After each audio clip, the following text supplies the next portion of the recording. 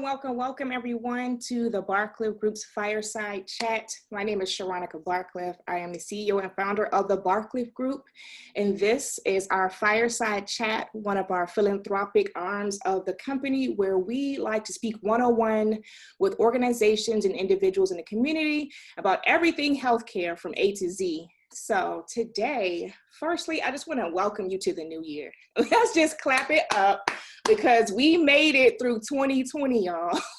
We're here and we're prayerful that 2021 has some great things in store. I know we have something great in store today because I am happy to have two special guests with us today. We have Dianne Austin and Pamela Shaddock of Coils to Locs Wigs. Hello and welcome, ladies. Hello. Thank you for having us. Indeed, it's a pleasure. And today we are speaking about medical and natural wigs for women of color. And when I saw this organization, it knocked my socks off because I have personal family members who have gone through health conditions and had this very same plight.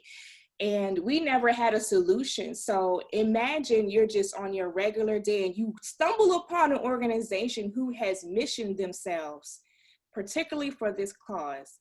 So I want to turn it over to Dianne and Pamela, who are two sisters, to show and tell you about Coils to Locs. Thank you, Sharonica. Pamela, I'm just going to jump right in. Yeah, the story was, Coils to Locs was born of Dianne's story, so I'll let her lead with that.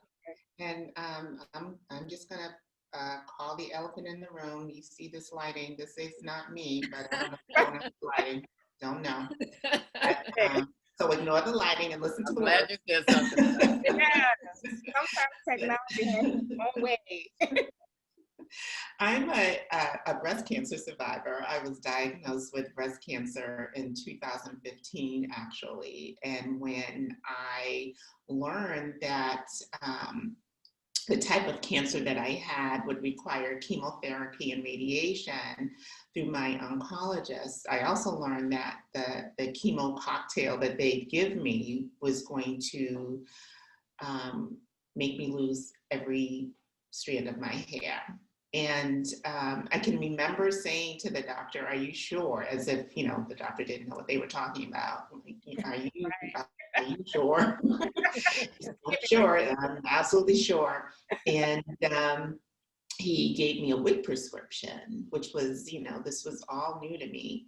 And he said, "You can take this wig prescription. If you have insurance that covers the cost of medical wigs, you can take this wig prescription to any cancer center boutique and use it to either get reimbursed, so they'll give you a special invoice so that you can take it to your insurer and submit for reimbursement. And there may be some hospitals that might process the insurance, but either way, I knew that my health insurance covered the cost of wigs for up to $350.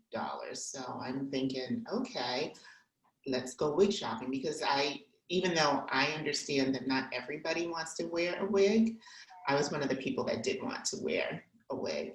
And I had worn my hair natural for several years. And so I went shopping for a coily, curly, kinky kind of wig, not thinking in 2015 that I would never be able to find one in a medical boutique. Wow. And so I live in the Boston area. We have great hospitals here, several major hospitals that have cancer center retail stores. And, you know, I went to those organizations and all I could find was straight-haired medical wigs. Mm-hmm.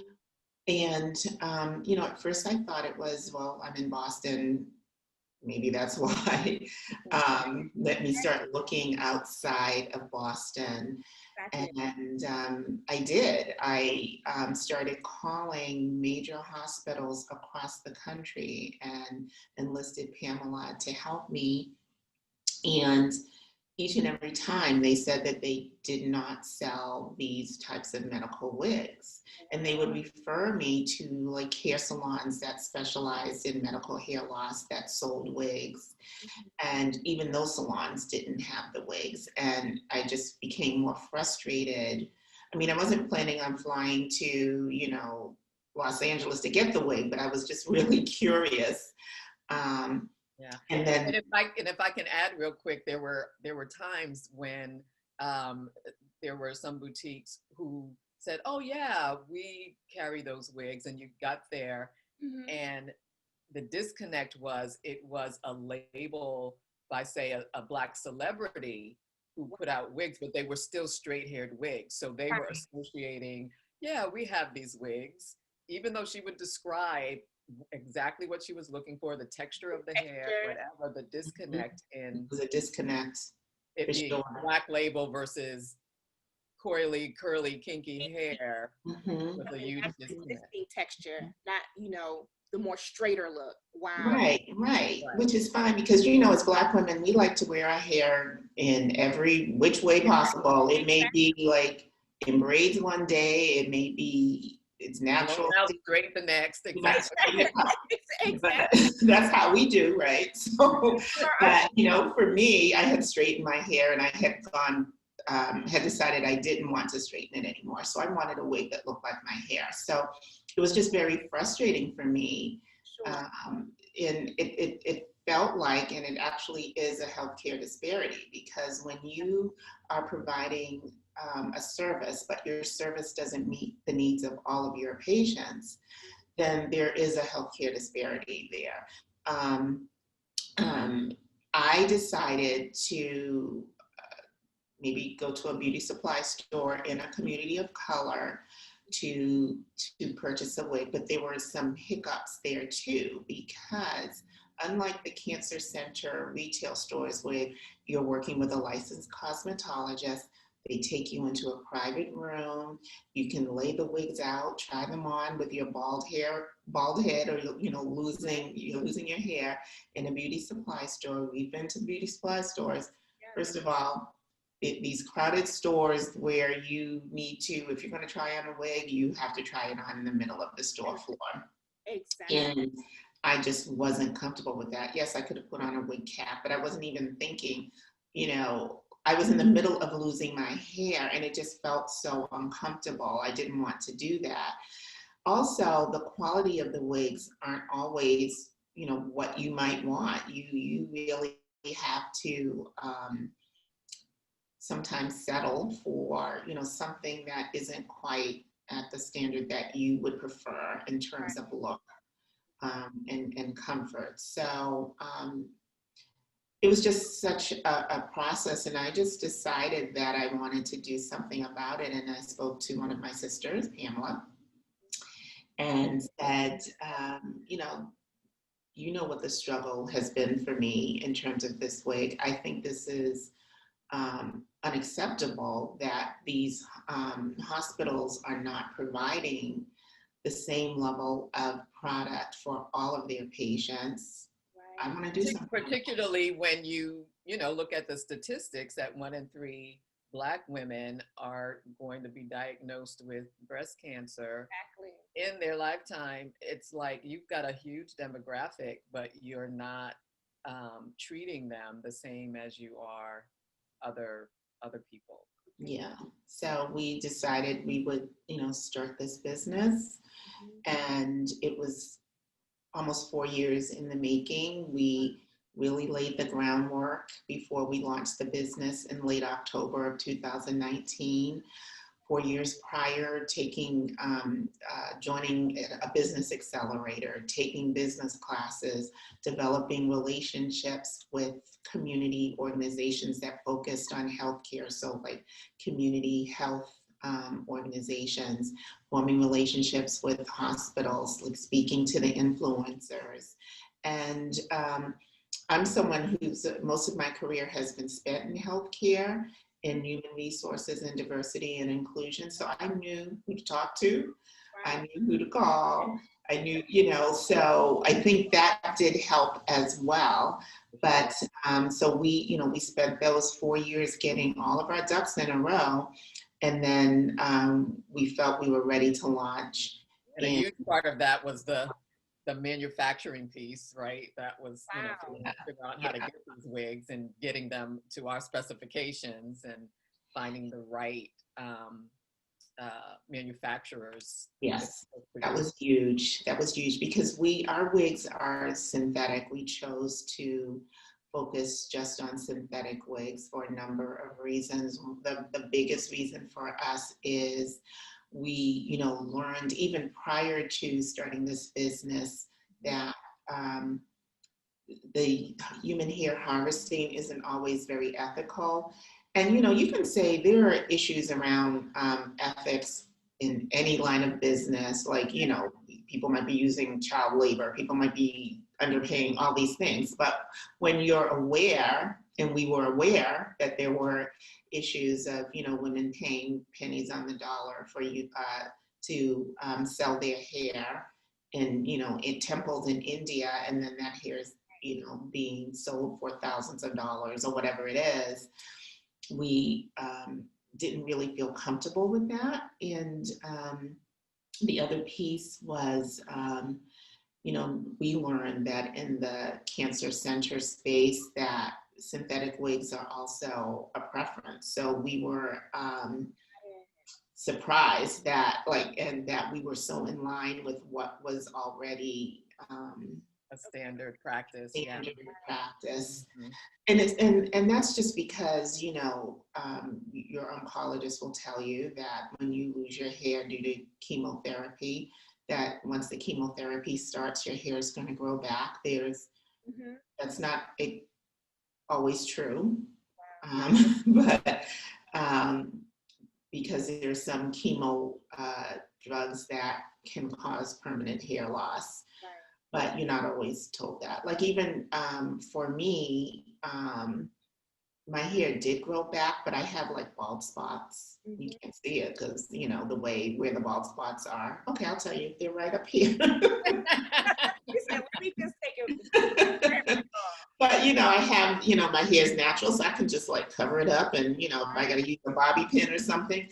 But parts of my hair. Her hair was so much thicker. Like her hair was the envy. Well, it was definitely the envy of me. I'll just say right off the top. But her hair was so thick. People would always stop Dianne, but like your hair, oh my God. I just thought I was wearing a wig. And it grew back in differently. It grew back differently. It's definitely much thinner than it was. I have like 1-inch parts now, that kind of thing. So your hair doesn't always grow back the way they tell you, that it will. And so, but yeah, we just wanted to meet a need that wasn't being met by the major U.S.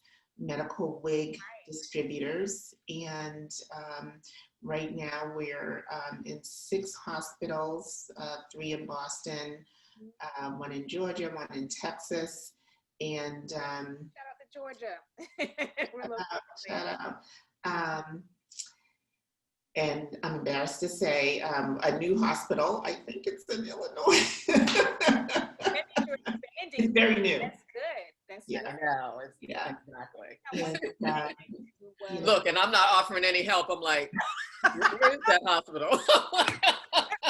A shout out to our business development / communications person. Right, exactly.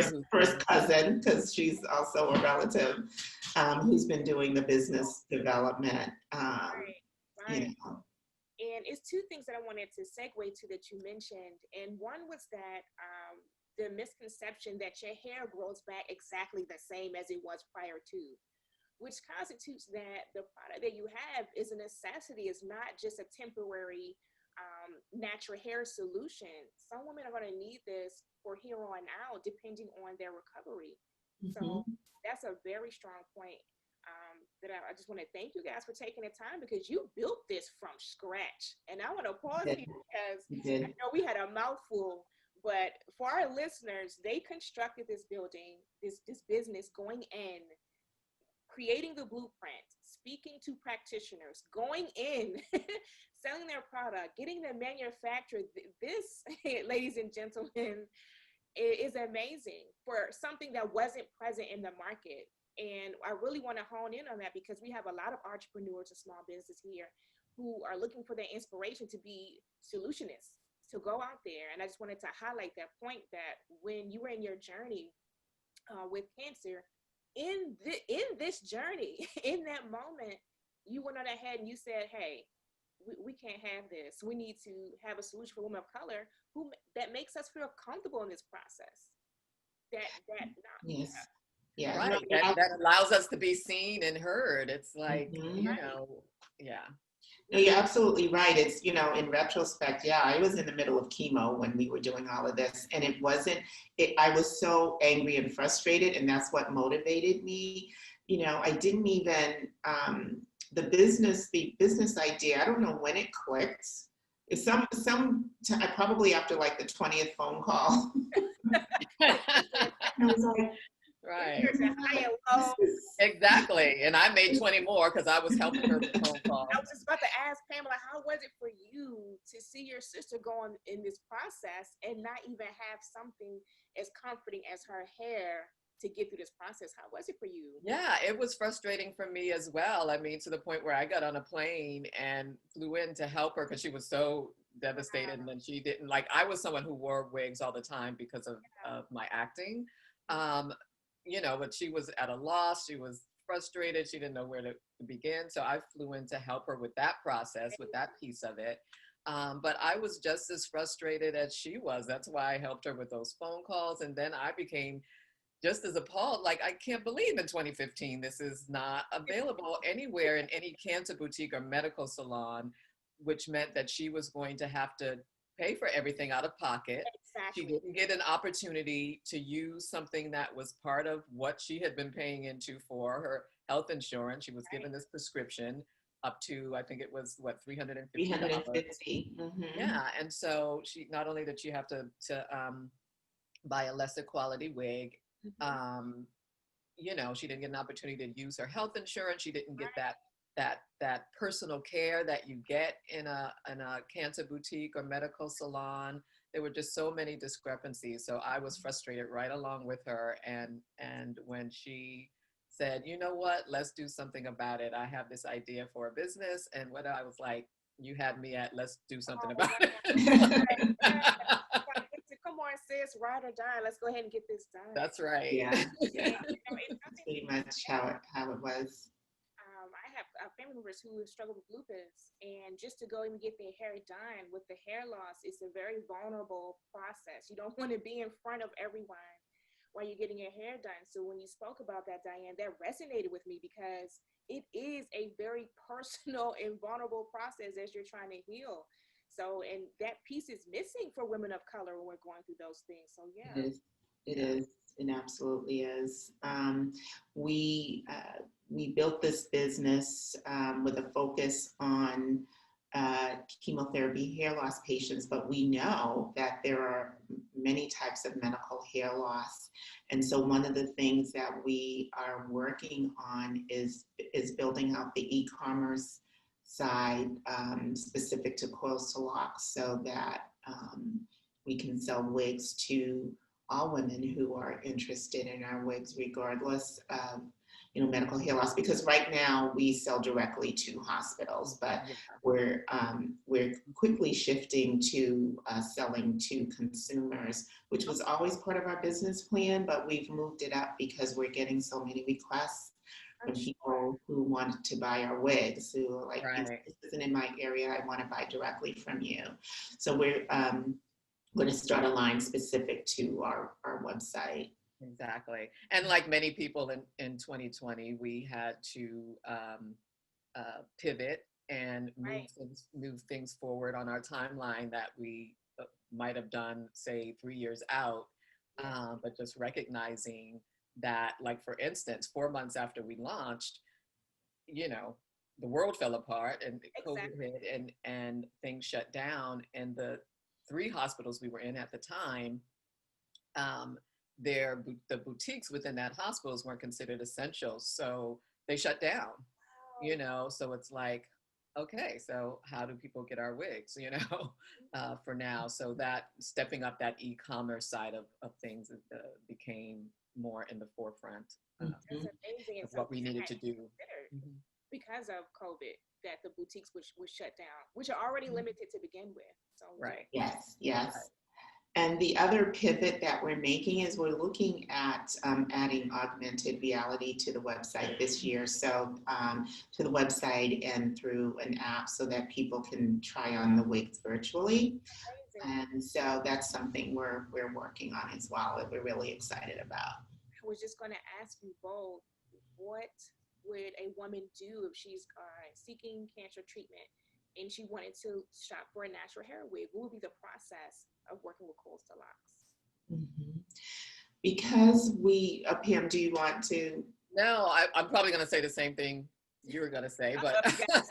I mean, I think because, you know, because right now we sell B2B directly to the vendors, the cancer boutiques and medical salons. That would have to be the avenue that people go through. But that's why, like Dianne said, we want to step up that e-commerce side so that people can sell purchase directly from us. Right now, they would have to go to one of those cancer boutiques, and if they're not in their area, you know, of course, that's a challenge. We're looking at, there may be one or two vendors who do have website, might be able to get some access through their website. And we're currently working on that piece so that we can make that happen maybe sooner rather than later. We're going to get into the Until, atmosphere. yeah, until we get our, until we get our e-commerce side going. So, Yeah. Which will be in the next 6 months. That's the goal, like in the next 6 months. But in the meantime, we do encourage people, if your hospital has a cancer center retail store, they don't carry our wigs, let us know, because we will reach out to them and let them know. It's, you know, that's one way that you can help us help you as well, is to, you know, let your hospital know, particularly the retail stores or your doctor or your patient advocate, that you'd like them to reach out and put these wigs in your hospital. Yes. Yeah, let them know that we exist. Let them know that that's what you want. And, you know, as well as feel free to email us and let us know, and we'll do the legwork. Reach out to them. Reach out to them as well. Why we're here today, because we want the healthcare industry to know. So all our viewers are watching today. If you have an ear in and can say, hey, we know we have an amazing company who has natural hair wigs for women of color, drop there a lot of that information. That's what we're here for, to spread this word into each one organically and grassroots wise, to make sure that this is a solution that's available to all women of color, so that they have the opportunity to go through their journey of healing. We're going to speak healing over each and every one of these women, and also feel good doing it. Look good, feel good, and just mind, body, and spirit be united. So, for sure. Well said. Thank you for that. You're most welcome. We thank you guys for the work you're doing. So, to wrap up, do you guys have any final words or final thoughts that you want the listeners to know from speaking today? I would say if you're on a cancer journey, either, no matter where you are, because the journey continues even once you're you know, in remission, like I am,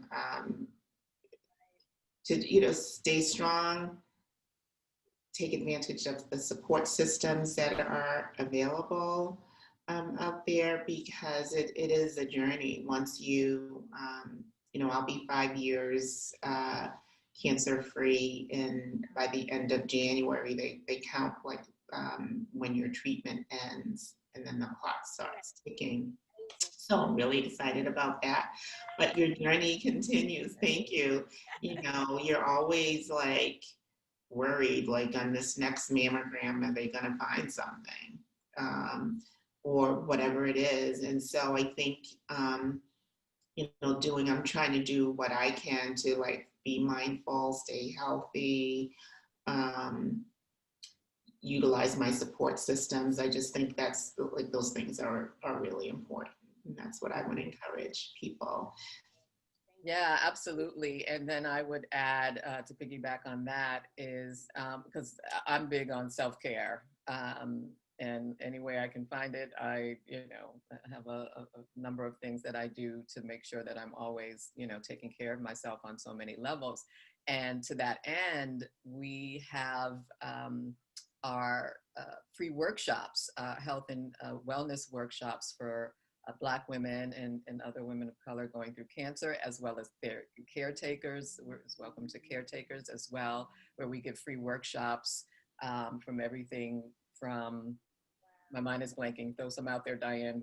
Well, the last one was your sexual health while, on your cancer journey. And we had a physician talk to, we've gone virtual like everyone has, and talk to the audience about how to maintain your sexual health and, answer questions and issues that may come up on your cancer journey. So that was the last one, but we've done things. And that was our first virtual one as well. That was our first virtual. Because they've normally been in person in Boston, but now, with everything, we're able to open it up virtually to everyone. But we've had everything from chair massages to nutrition to makeup application, chemo, the cold caps. Are those good for, like, we have professionals come in and conduct these workshops, and we plan on moving forward with some more virtually until we can open up again and do things in person.